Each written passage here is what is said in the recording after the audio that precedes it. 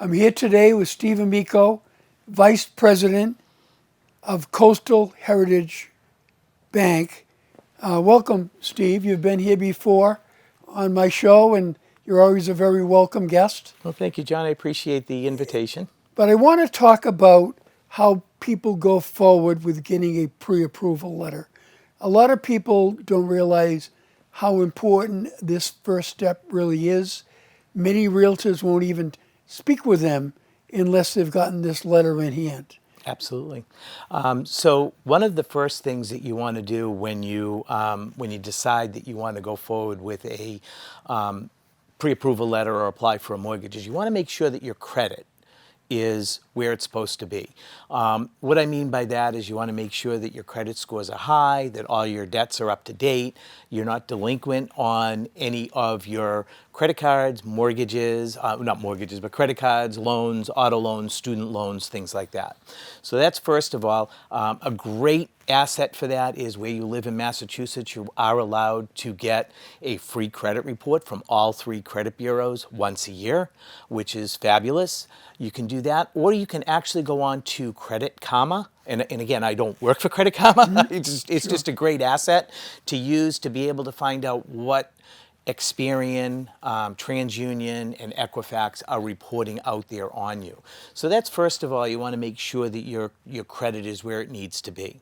The second step is that you want to contact a mortgage company or a bank and go through the steps with them as to what they're going to be requiring you to do to get a pre-approval. Now, there's a couple of different types of pre-approvals.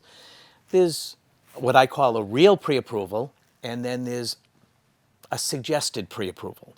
A real pre-approval is when you actually give all of the information that the banks need to actually approve a mortgage without a property.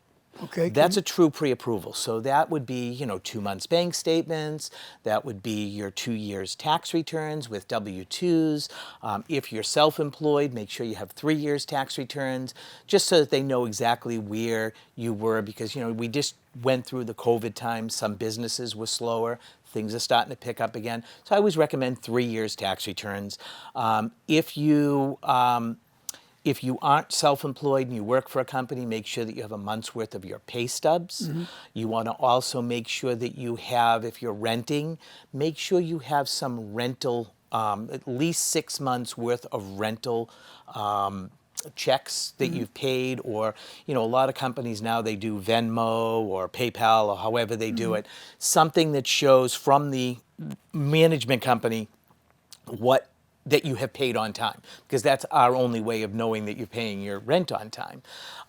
So that information, put it all together, and then you can actually go, I know at our bank, you can go on our bank's website, you can actually do an application for the mortgage. Just don't put a property address in there, and we can get you a full pre-approval within a matter of 2 to 3 days. That's a true pre-approval. It actually goes through underwriting. It, just as if you have a home, but without that property address. Do you verify their employment with their employer at that point? At that point, we do some verification, but we don't do a full verification at that point, because their pay stubs will actually, get that for us. What we do is when the loan is ready to close, so when a mortgage is ready to close, we do verify within 10 days that they are still working at their employer, to make sure that everything that they told us is true and still true. So how long does this take from start to finish? They make a call, they come in and see you, they have their information together? Mm-hmm. Normally, if they have all their information together and they can get it to us as soon as the application is done, we can get an actual pre-approval to them within 2 to 3 days. Oh, that's incredible. Yeah. Because we're doing the right verifications. We have all the information. Mm-hmm. I consider the other pre-approvals, I consider them phony, fake pre-approvals where, you call me up, John, and say, yeah, I'm looking for a pre-approval. I make $150,000 a year, right. And I don't have any debt. Well, okay. First of all, they didn't do a credit report on Right. it. Second of all, they don't have any information, and they give you a pre-approval letter. that pre-approval letter isn't even as good as the paper that it's printed on. Where if you do a true pre-approval letter, the credit report is run, all the documentation is taken care of, it's gone through underwriting, underwriting has approved it as if, like I said, it's a regular loan. Now, a lot of young people, people that are recently out of school, many times still have student loans. Those would show up on their credit report? They are showing up on their credit report. The funny thing is right now, because of COVID and because of the delay of all the student loans and the student loan payments, The they're pauses, actually yeah. showing up at zero monthly really? payments right now. Okay. So we need to get what it was prior to COVID. So if Okay. they can show us what they were paying prior to the suspension of the payments, we can actually use those as well. And what is the actual document that they get into their hands from you? From me, after they, approval? They actually get a pre-approval commitment letter Okay. that says, you know, John, you're all pre-approved for a mortgage up to a certain dollar amount, because we don't have an actual purchase price, so we go up to the certain dollar amount. You're all pre-approved up to that certain dollar amount.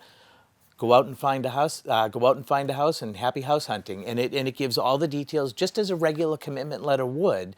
That, you know, hey, it is subject to us re-verifying. You know, at the time that you find the home, re-verifying all this information. You know, we do ask them. Yeah. Don't change your jobs in the meantime. Right.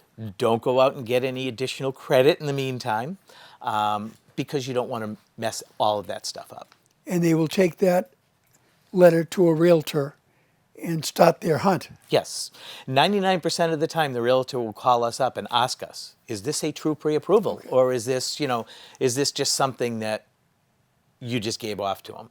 And the one thing that I've prided myself on the 30 plus years that I've been doing this work is I will never give a pre-approval or even a pre-qualification letter to someone who I haven't verified the information on. Now, that's great information. Thank you for sharing that with our viewers. You're very welcome.